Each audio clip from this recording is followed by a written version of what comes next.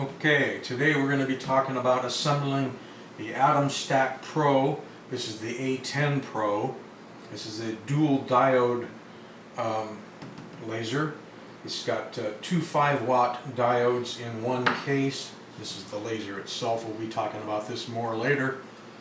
And we're going to start the assembly, have all the parts laid out so we don't have to dig anything out. On these two end rails, you'll notice that there's some differences. Let's bring the camera down to the ground so you're more stable. Let's come all the way down. So you can see on this rail how there's two holes here, screw holes here. They're pre-drilled and tapped.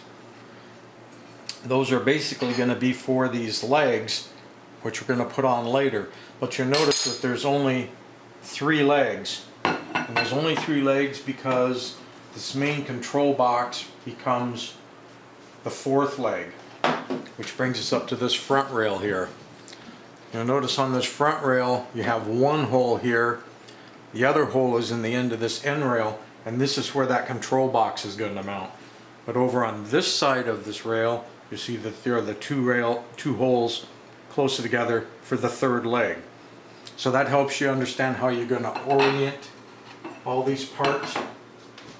Now you have these side rails that we're going to screw into these, and you'll see that there are very large holes here and here, and if you look at the other side, they're very small. You're going to be passing these long screws through like this. See how that's going to go? And they're going to screw right into the ends of these end caps. There are threaded holes here. So start by doing that, and if you have a large flat surface to do it on, plus they give you all the tools in this tool bag that you're going to need to put it together. If you have a large table like I'm working on here, it's going to be best so that when this thing goes together, all the parts end up being, you know, flat, level, all that good stuff. There's going to be 2 screws in each one of these. And I'm going to come back and I'm going to tighten these up later. Basically, I'm going to put them together loose right now. Same thing's going to happen at this end here. And thread those 2 longer screws in. Put them in there. There are a couple of tricky things about assembling this, which we're going to get to in just a moment. Basically, I wanted you to see the orientation of the holes and where they're located. So if you're trying to put the kit together, you'll have a pretty good idea of how to lay everything out.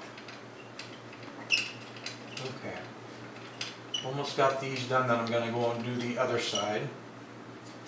Like I say, I haven't tightened anything down. I'm just barely snugging them so things aren't too sloppy but are together. Now the rail for the other side, which is where I'm going to be heading right now, this is the rail for the other side. You can see how it does have increments marked on there for when you're using it, but it also has this micro switch. This is the homing switch, and that's going to face down. If you try to screw this thing together on a flat table, it could be rather hard. So what you could do is you could move that part off the edge of a table edge and screw the whole thing together and keep everything flat that way. Something to consider. I think for the sake of this video, I won't, unless I have trouble, in which case, yeah, I think I will. I think it just plain will be easier to move that switch off like that. Because then everything can just lay flat and you know you're going to get it square. Let's grab another one of those.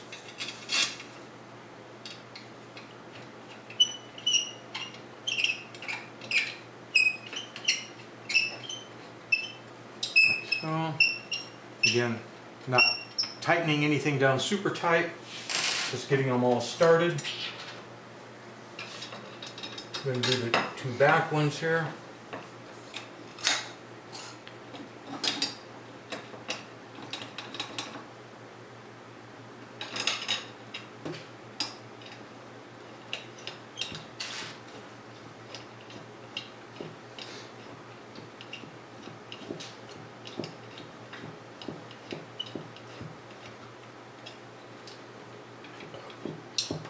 Okay. What I'm going to do now is I'm going to put the control box and the one leg on the front, and that'll hold this up in the air so that little switch thing won't be a problem anymore.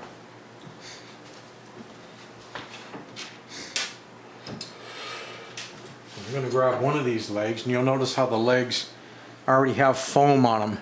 This to protect your surface, whatever countertop or whatever you're going on. I'm going to grab two of the shorter screws, and we had those screw holes that we looked at earlier.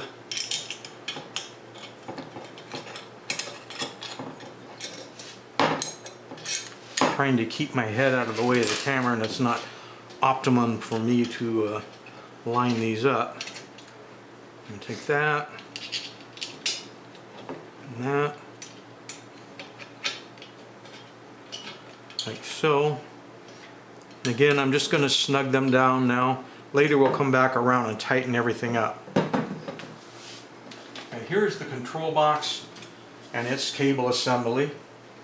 You also notice that this particular control box for the A10 Pro does have a Wi-Fi antenna, and as far as I can tell, the Wi-Fi is only used with an app for Android type devices, and if you use their app, then you could, like, let's say you took a picture of something, and right in the app you could then go right in and burn and make it and everything. I'm not sure that this allows you to connect to laser Gerbil or any of the other things. We'll find out about that later. This video is just on assembly. So you notice there's a hole here, here, and here. And we talked about the one hole that was there earlier. There was one screw, if I haven't lost it, that was shorter. And maybe the silver one by the leg. Right here. This one, I believe, is the one that goes in this upper corner. It's the only one that's short. And let's start it first. Only because I'm thinking about it. Like so. Then take one of these other ones. I'm going to go in here.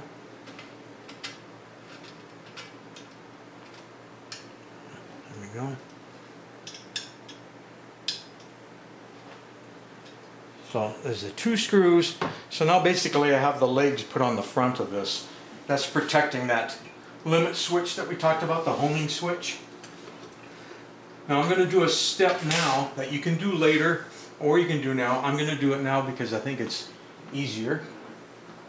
Is you have this whole X assembly that the laser is going to mount onto. And you'll notice that they use little wheels here, here, and here, so that this can easily roll. Now when this comes from the factory, this isn't going to be adjusted. This bottom one is on an concentric nut, which is right down in here. If that's showing on the camera, see that silver nut down in there?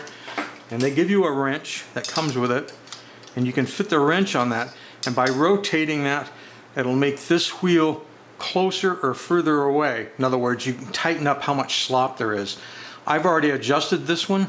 When you're adjusted right, you should be able to grab the wheel with your finger, and if you move it, you should feel a lot of resistance drag. In other words, it shouldn't just slip. You want that wheel to be trying to turn. You want all three wheels trying to turn. You don't want to be able to grab any one of the wheels, move it, and they don't move. You don't want to over tighten it, but you don't want it too loose. You just want to get rid of all the slop. Exactly the same wheel assignment is set up on either side here, as you can see, and the concentric nut is located right there and right there. And you're going to do the same adjustment for when this is slid onto the frame.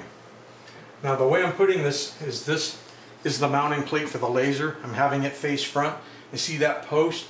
That post is what comes up and hits that little micro switch we talked about for home. So you know that that's going to go on that side, and this is going to go on here.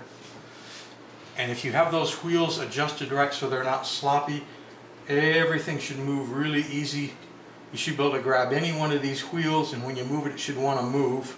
In other words, not slip. If you have it too loose and you grab that, it'll just slide anyway.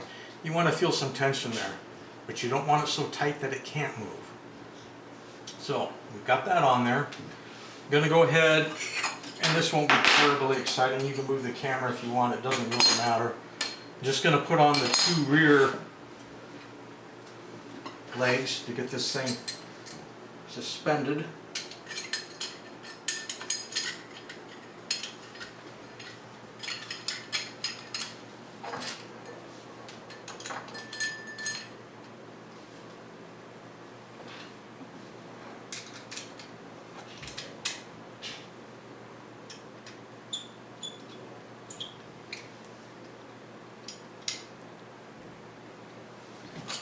And going on this side.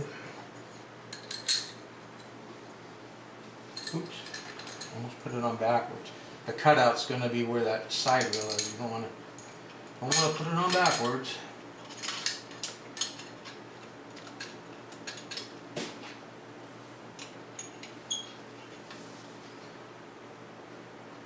Yeah, I've wanted one of these types of laser units ever since they first started showing that they were going to go with a dual diode system where they combine the two, but I wanted to wait more than a year to weed out the ones that didn't seem to last well or didn't work well. And this AtomStack A10 Pro is proven to be very reliable. Besides the dual diodes, it also has a tighter focusing spot, 0.08 on the dot size, so it's much smaller than my NEJE laser that I've been using for the last 2 years almost. And this is also fixed focus, which gets rid of the biggest problem with the ones that aren't, is this particular one has a 2mm spacer, so when you do align it to do your work, it's only 2 millimeters off the surface, so that's virtually impossible for any laser light to bounce out and hit you or get you in the eye or anything like that. You still use all the safety precautions. Still, I use it in the vented booth. You still wear the safety glasses just to be careful. You gotta think about that stuff. All right, what we have to hook up now is the belt drive that moves the Y-axis. And they already give you two pre-cut belts of this length. And you're gonna take them with the grooves facing down. I'm gonna start up here inside this trough. They have these small nuts with a bolt, and start with the belt basically pushed up to the end there, and you try to get, this is the only part that's kind of tight. I think this could have all been a little bit looser and maybe worked better, but I think it'll be okay. Where did I leave the wrench? There it is. I'm going to push this in a little bit so you can see that the belt end is here. This little device is here, and I'm going to tighten these ones down in the front. We don't want these to move, so tighten that down. Do exactly the same thing on the other side, the rib side facing down. And here I can see I kind of maybe screwed up. I might have been better if I put the belt on before the control box, because I can't really slide it in there. So my video is already slightly flawed. I'm going to take this one screw out. I think that's all I have to do to tip this out of the way. And then I should be able to work this in, hopefully. There's not a lot of room between the belt. There we go. Sliding in.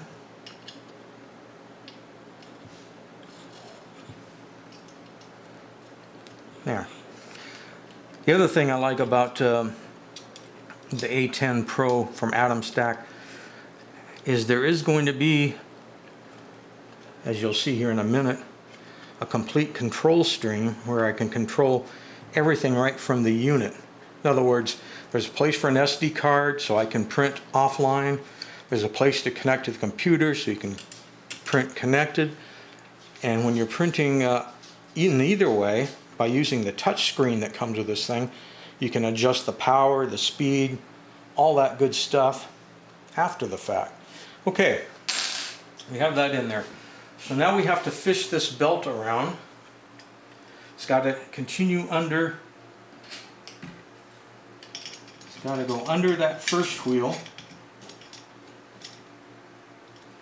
It's actually going to go under both in the end. Let's see if this is an easier way to do it. I almost need a little flat blade screwdriver to grab the end of the belt, but here we go, I got it. I got that. I'm going to bring it up over this pulley that you see right here. That's why we had the teeth facing down, so that they could bite into the pulley.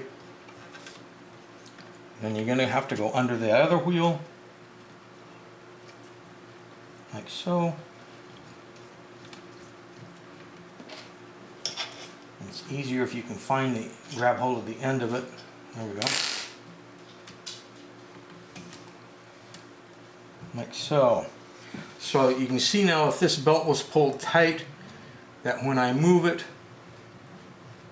it turns that. In reality, the motor over on this end over here is what drives everything. We're going to take this one belt though. We're going to secure it down just like we did in the front. I'm going to try to slide in one of these while pulling everything tight.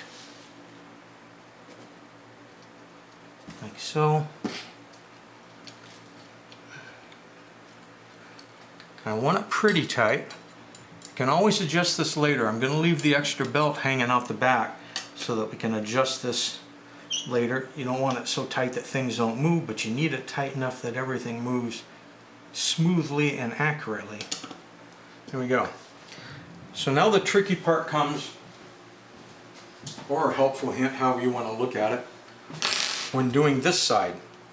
Because we need this side to match that side so things don't get out of step, so this whole thing doesn't get, you know, moved out of angle, like one side's out of step with the other. So first let's get the belt up here where I can grab hold of it, hopefully. There we go. Got that. Got this. If you end up getting this a tooth or so off, you can come back and adjust it again later.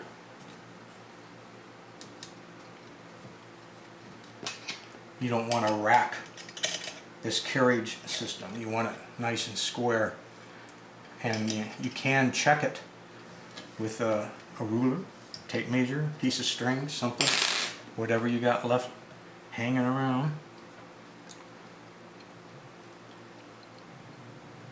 If you want to see if you're getting close to being square, you say just grab something. Well, I grab this piece of metal right here, and you could bring it up to where that wheel is and to where this is, and you could measure. And you can measure both sides and see if you're right when this is pulled tight, because you need no particular slack here. I feel some slack. I'm going to move it one tooth. Okay, that feels tight. That feels tight. Like I say, you can come back, and after you put this last locking nut in to hold this belt in place, and then check those distances again. You know, measure it. You don't even need a ruler. I mean, you can measure with a string or anything.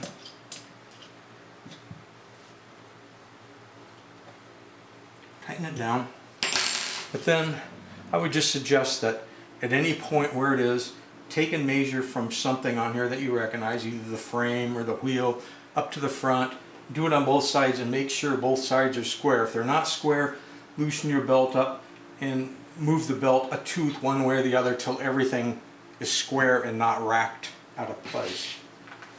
Okay, so that's the basic assembly. What we're going to start doing now is wiring. You'll notice this harness coming off the control box and the switch we talked about earlier.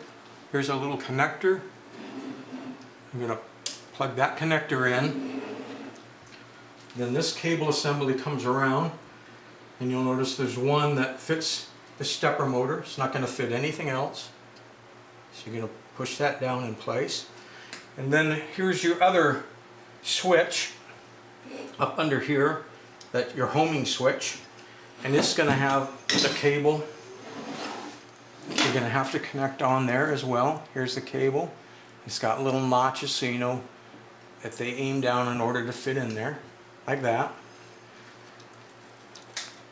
Then you bring the rest of the ribbon cable on around for the stepper motor, like so.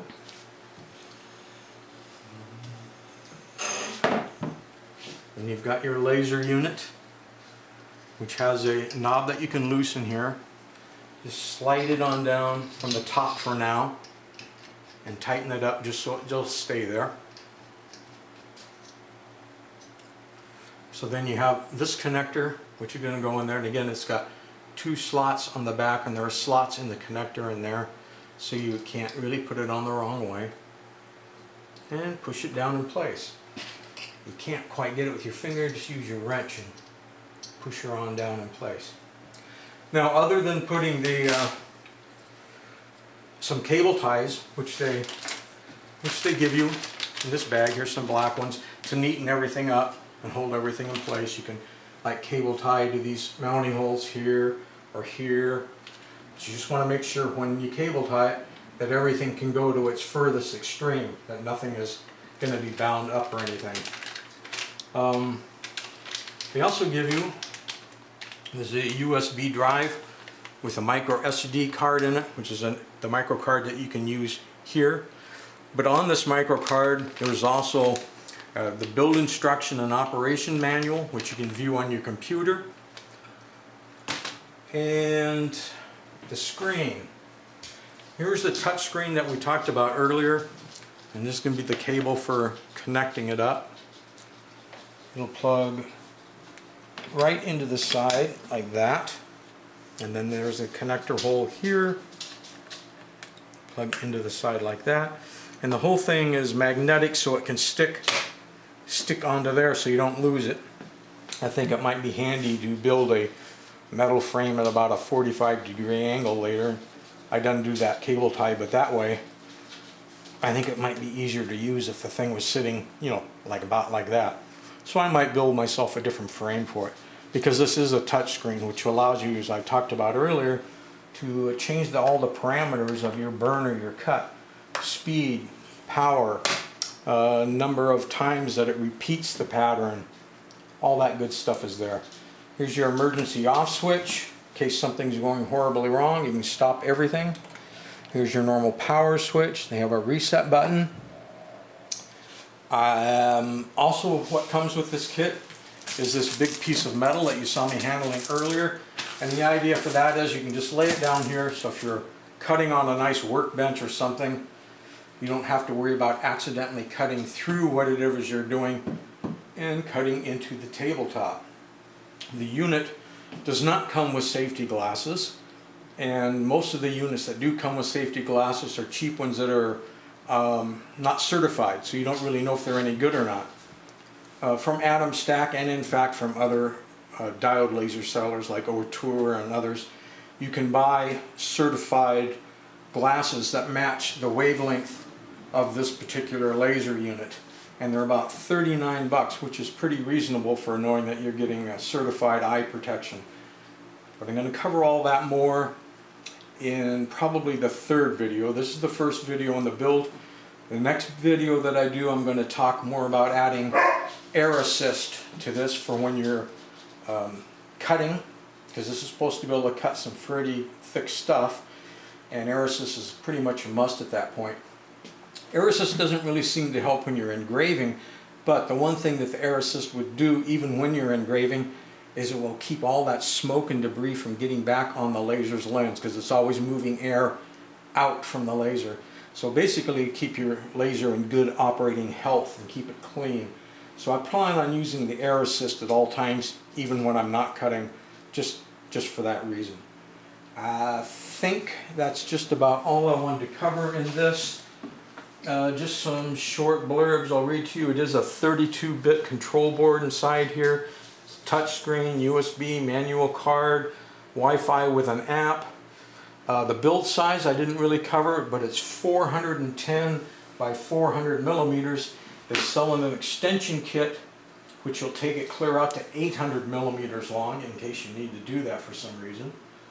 And I covered that you should get the glasses separate. Air assist is separate, and a honeycomb base, which if you're doing a lot of cutting, you really should get is separate. It is considered a 10-watt optical power diode because there are 2 diodes in there, and each one's actually rated at 5.5 watts. So technically, you could say maybe you could get 11 watts optical out of it, but they're saying 10, so let's stay on the safe side. It's got the smaller spot size, the 0.08 dot for really fine cutting and engraving. Fixed focus, 2 millimeter. I think that's about it for this video.